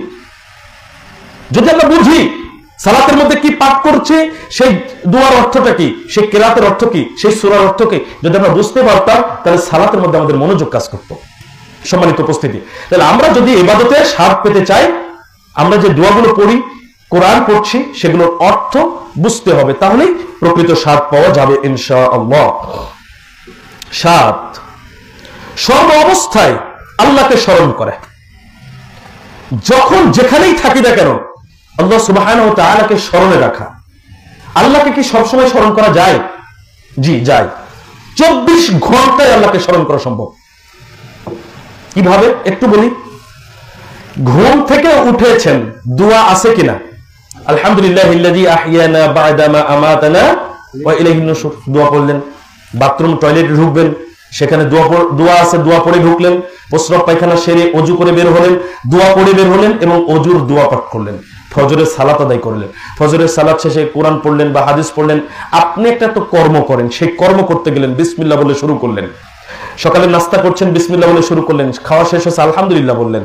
কাজের ফাঁকে ফাঁকে লা হাওলা ওয়ালা কুওয়াতা ইল্লা বিল্লাহ, আস্তাগফিরুল্লাহ, লা ইলাহা ইল্লাল্লাহ বললেন। চলছে এইভাবে। জোহরের সালাতের সময় হলো, সালাত আদায় করলেন। মাঝে মানুষকে সালাম দিচ্ছেন, মাঝে মাঝে মানুষকে সালাম দিচ্ছেন। তারপরে জোহরের সালাতের সময় হলো, জোহরের সালাত আদায় করেন, আবার খেতে বসলেন, আবারও বিসমিল্লাহ বলে শুরু, আলহামদুলিল্লাহ বলে শেষ। এরপরে মাঝে মাঝে আপনার অনেক কাজ চলমান, আসরের সালাত, মাগরিবের সালাত। 5 ওয়াক্ত সালাত তো একটা রুটিন, আল্লাহকে স্মরণ করার শ্রেষ্ঠতম রুটিন 5 ওয়াক্ত সালাত। সর্বোত্তম স্মরণ, সর্বোত্তম জিকির হচ্ছে 5 ওয়াক্ত সালাত। তাহলে 5 ওয়াক্ত সালাতের 5 ওয়াক্তের রুটিন তো ঠিক থাকলো, মাঝে মাঝে যে কাজগুলো আমরা করছি প্রত্যেকটা জায়গায় আমরা আল্লাহকে স্মরণ করতে পারি। বাড়ি থেকে বের হয়েছি, দোয়া পড়ে বের হবো। বাড়িতে প্রবেশ করেছি, বিসমিল্লাহ বলে সালাম দিয়ে প্রবেশ করব, দোয়া পড়ে। গাড়িতে উঠেছি, দোয়া পড়ে গাড়িতে উঠবো। গাড়ি থেকে নেমেছি, দোয়া পড়ে নামবো। বলেন কোন জায়গায় বাকি থাকলো আল্লাহকে স্মরণ? প্রতিনিয়ত আমরা আল্লাহ জিকির করতে পারি, প্রতিনিয়ত আমরা আল্লাহকে স্মরণ করতে পারি। আর যে ব্যক্তি এইভাবে আল্লাহকে স্মরণ করতে পারে, সেই প্রকৃত অর্থে ইবাদতের স্বাদ পাবে, তৃপ্তি পাবে। আর এই তৃপ্তি, এই স্বাদ, এটাই হলো মানুষের সবচেয়ে বড় প্রশান্তির বিষয়। দেখুন সূরা রদের 28 নম্বর আয়াত আল্লাহ সুবহানাহু ওয়া তাআলা বলছেন, আল্লাযীনা আমানু ওয়া তাতমাইন্নু কুলুবুহুম বিযিকরিল্লাহ, যারা ঈমান আনে এবং আল্লাহর স্মরণে তাদের অন্তর প্রশান্তি লাভ করে। আলা বিযিকরিল্লাহি তাতমাইন্নুল কুলুব, জেনে রেখো আল্লাহর স্মরণের মাধ্যমে অন্তরে সত্যিকারের প্রশান্তি লাভ করা যায়। তাহলে সত্যিকারের প্রশান্তি কিভাবে আসবে অন্তরে? আল্লাহকে স্মরণের মাধ্যমে। যখন আমরা প্রতিটি ক্ষেত্রে নিয়মগুলো মানব, তখনই মূলত আমরা আল্লাহকে স্মরণ করে ফেলি। আর এই স্মরণটা যখন আমাদের চলমান থাকবে, তখন আমরা প্রকৃত অর্থে প্রশান্তি অর্জন করব, আত্মতৃপ্তি পাবো, আমরা ইবাদতে স্বাদ পাবো। সম্মানিত উপস্থিতি, এই জায়গায় একটা গুরুত্বপূর্ণ হাদিস, যে যারা আল্লাহকে স্মরণ করে না, বেঈমান, ঈমান নাই, আল্লাহকে বিশ্বাস করে না, কোনো ইবাদত বন্দেগী করে না, তাদের অবস্থা জীবিত থেকেও খারাপ। রাসূলুল্লাহ সাল্লাল্লাহু আলাইহি ওয়াসাল্লাম বলছেন, সহিহ বুখারী 6407 নম্বর হাদিস, রাসূলুল্লাহ সাল্লাল্লাহু আলাইহি ওয়াসাল্লাম বলছেন, মাতালুল্লাযী ইয়াযকুরু রাব্বাহু ওয়াল্লাযী লা ইয়াযকুরু রাব্বাহু, যে তার রবকে স্মরণ করে, যে তার রবের জিকির করে, আর যে তার রবকে স্মরণ করে না, যে তার রবের জিকির করে না, মাতালুল হাই ওয়াল মাইত, তাদের উদাহরণ হলো একজন জীবিত আর একজন মৃত। মৃত ব্যক্তিকে সুবহানাল্লাহ বলতে পারে, মৃত ব্যক্তিকে চাইলে 2 রাকাত সালাত আদায় করতে পারে, মৃত ব্যক্তিকে চাইলে কোরআন পড়তে পারে, মৃত ব্যক্তি চাইলে কি তাসবিহ তাহলিল করতে পারে? পারে না। তো মৃত ব্যক্তি মৃত হওয়ার কারণে এই কাজগুলো করতে পারে না।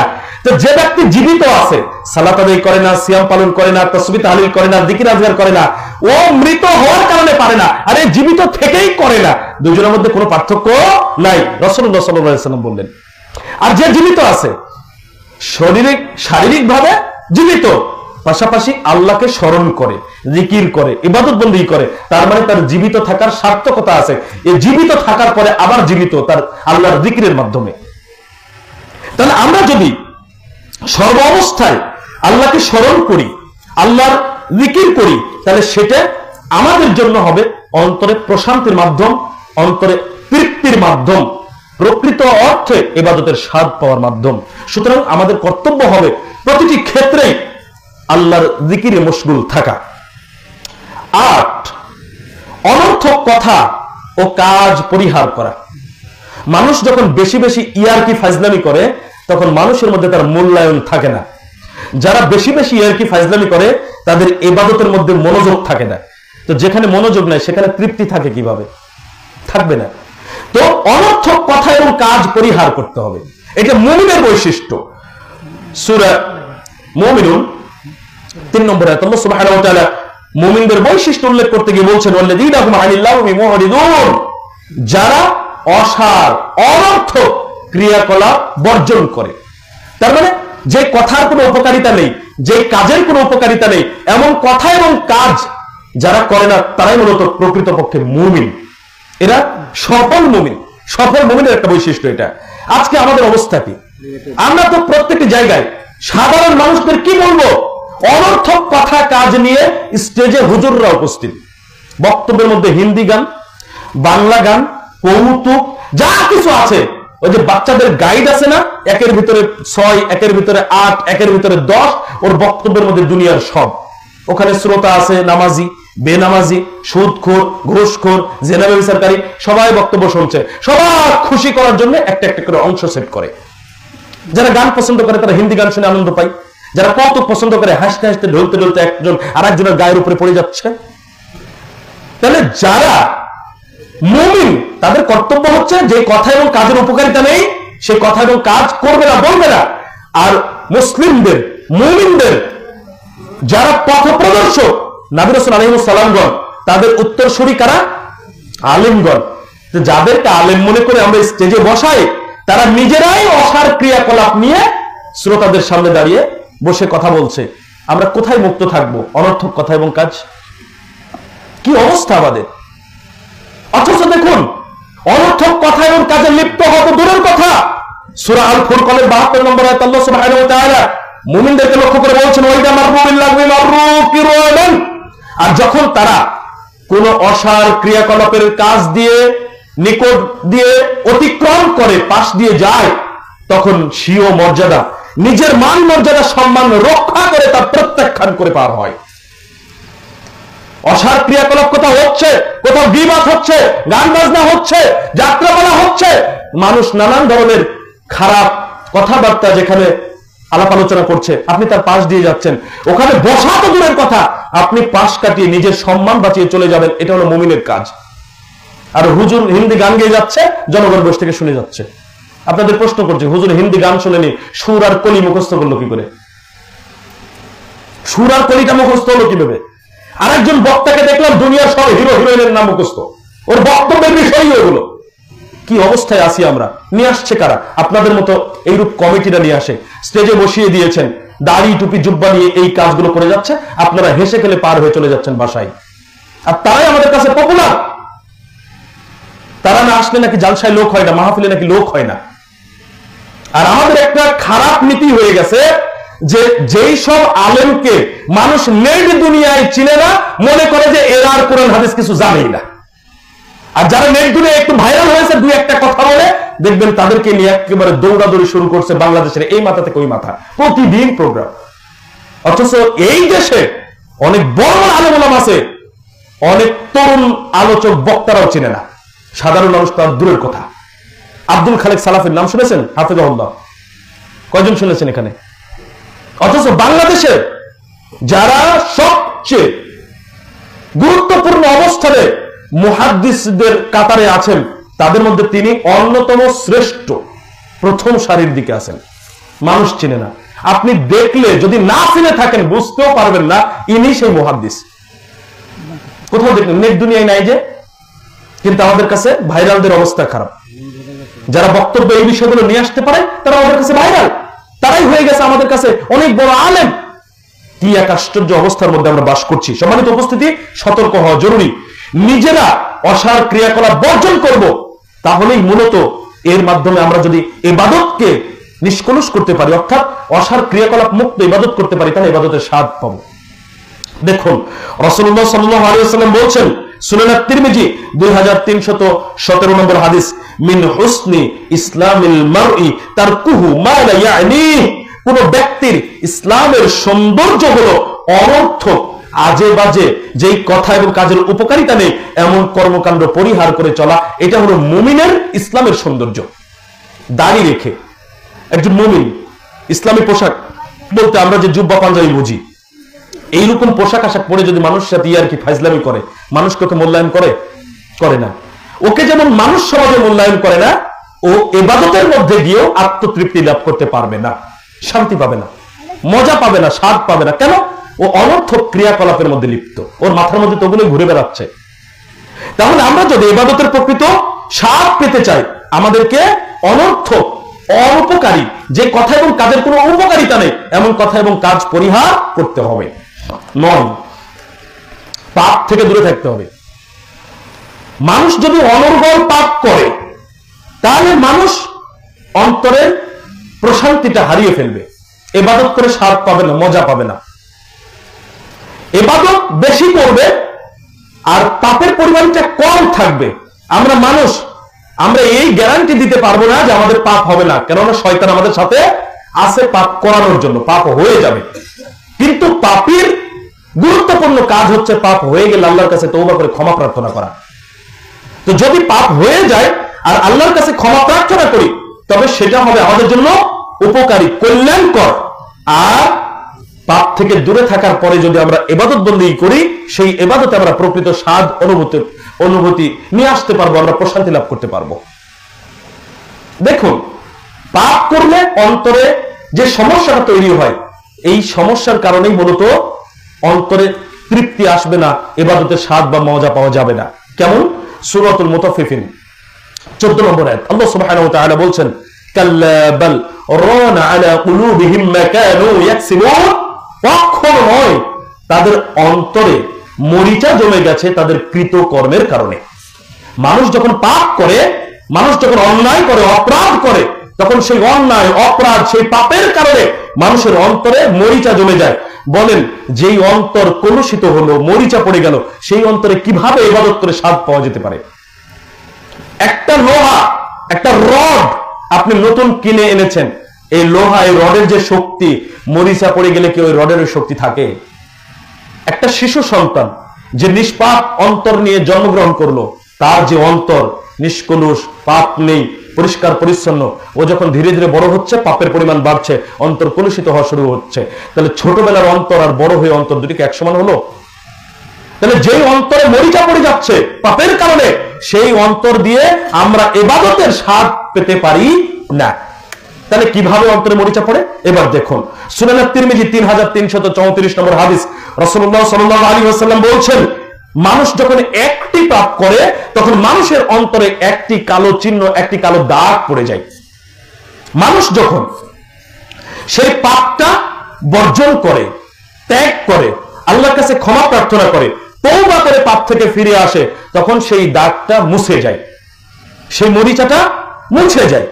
আর মানুষ যদি একটা পাপ করেছে, একটা দাগ পড়েছে, কিন্তু পাপটা ক্ষমা না চেয়ে তওবা করে ফিরে না এসে বারবার করে যাচ্ছে, একের পর এক পাপ করতেই আছে, রাসূলুল্লাহ সাল্লাল্লাহু আলাইহি ওয়াসাল্লাম বলছেন, ওর পাপ বৃদ্ধির সাথে সাথে ওর অন্তরের দাগটাও বাড়তে থাকে। এক পর্যায়ে দাগে তার অন্তরটা ঢেকে যায়, কালো হয়ে যায় তার অন্তর ওই দাগে। এটাই হলো সেই মরিচা, যেই মরিচার কথা আল্লাহ সুবহানাহু ওয়া তাআলা সূরাতুল মুতাফফিফিনের 14 নম্বর আয়াতে বলেছেন। তাহলে যেই অন্তরে মরিচা পড়ে গেছে, যেই অন্তর পাপের কারণে কলুষিত হয়ে গেছে, সেই অন্তর নিয়ে ইবাদত বন্দেগী করে কিভাবে আমরা ইবাদতের প্রকৃত স্বাদ পেতে পারি? সম্মানিত উপস্থিতি, এখানে আরেকটি গুরুত্বপূর্ণ বিষয়, কিছু মানুষ আছে একই সাথে সুদ খায়, ঘুষ খায়, একই সাথে নামাজও পড়ে, কুরবানিও করে, যাকাত না দিলেও দান খয়রাত করে, হজ উমরা করছে। আপনাদের প্রশ্ন করছি, যদি আপনার সামনে মধু আর কাঁচামরিচ দেওয়া হয়, দুইটা একসাথে যদি টোকা দিয়ে খান, কোনটার স্বাদ পাবেন? কোনটার স্বাদ পাবেন? কোনটারই পাবেন না। কাঁচামরিচ যদি খান, আলাদা করে খান, একটা মজা আলাদা করে পাবেন। যদি মধু খান, আলাদা করে শুধু মধুই খান, তাহলে একটা মজা পাবেন। কিন্তু একই সাথে দুইটা খেতে গেলে তো যাদের গ্যাস আছে তাদের বুক পোড়া শুরু হয়ে যাবে। মানুষ যদি একই সাথে একাধারে বড় বড় কাবিরা গুনাহে লিপ্ত, আবার ইবাদত বন্দেগীও টুকটাক করছে, ও তো কোনোটারই ঠিকঠাক স্বাদ পাবে না। পাপের স্বাদ তো দীর্ঘস্থায়ী নয়, পাপের স্বাদ খুব সীমিত, যখন করে তখনই, একটু পরে অন্তরে পীড়া দেওয়া শুরু করে। কিন্তু নেকির কাজ, ভালো কাজের স্বাদ দীর্ঘস্থায়ী, এটা ইহকালীন জীবনে এবং পরকালীন জীবনে থাকবে। কিন্তু বোঝার বিষয় এটাই যে একই সাথে যদি দুইটি কাজ চলমান রাখি, তাহলে আমরা প্রকৃত অর্থে ইবাদতেরও স্বাদ পাবো না, ওই পাপেরটারও স্বাদ পাওয়া সম্ভব নয়। তাহলে করণীয় হলো পাপ থেকে নিজেকে যতদূর সম্ভব দূরে রাখা আর ইবাদতে লিপ্ত থাকা। তাহলে ইনশাআল্লাহ আমরা ইবাদত করে প্রকৃত অর্থে ইবাদত থেকে স্বাদ পেতে পারি, মজা পেতে পারি, প্রশান্তি পেতে পারি, আত্মতৃপ্তি আমাদের আসতে পারে। সম্মানিত উপস্থিতি, 9টি পয়েন্ট আলোচনা করলাম। একজন মানুষ ইবাদত করলে কিভাবে ইবাদত থেকে তৃপ্তি লাভ করতে পারে, প্রশান্তি লাভ করতে পারে। আমরা যদি এই 9টি পয়েন্ট আলোচনা করি, ইনশাআল্লাহ আমরা ইবাদতের প্রকৃত অর্থে যে স্বাদ পাওয়ার কথা সেটা পেয়ে যাব। আল্লাহ সুবহানাহু ওয়া তাআলা আমাদেরকে ইবাদতের প্রকৃত স্বাদ পাওয়ার জন্য তৌফিক দান করুন। আল্লাহুম্মা আমিন। আকুলু কওলি হাযা আস্তাগফিরুল্লাহ লি ওয়া লাকুম ওয়া লিসাইরিল মুসলিমিন।